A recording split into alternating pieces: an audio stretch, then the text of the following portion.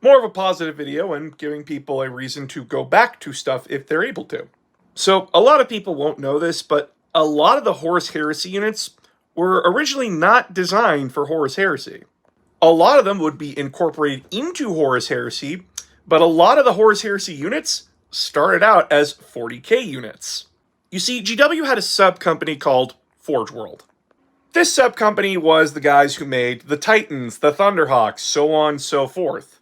You know, all those really expensive models that you can't afford. But they were also the same studio that brought you a ton of the events that are talked about here online. The Siege of Rax, which would include not only Renegade Guardsman units, but also be the introduction to the Depth Course of Krieg as an official army. As well as making campaign books that would give and expand upon all the different Xenos armies. Ah, Grot Tanks, I miss you so. But one of them that would have a very lasting impact was Bad Dab War. This is where you would see a lot of the current Horus Heresy units being run. Or at least, different marks of Space Marine power armor running around. Bad Dab War was famous for popularizing Mark IV and Mark V, as well as reintroducing or introducing for the first time units like the Contemptor Dreadnought, the Leviathan Dreadnought, and variations of said Dreadnoughts and other Land Raiders and other tanks. Does the carrot say what up? Now, Bad Dab War came out in 2010, but then Horus Heresy 1st Edition came out in 2012.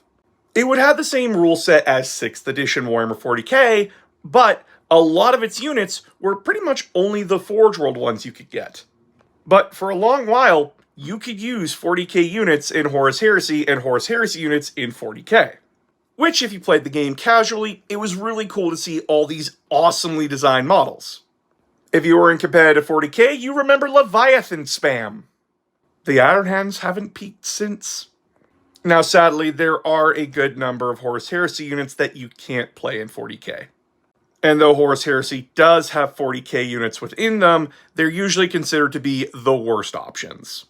Though if you go into the Legends data sheets for Warhammer 40k, you can still find a lot of the Forge World units and Horus Heresy units in there.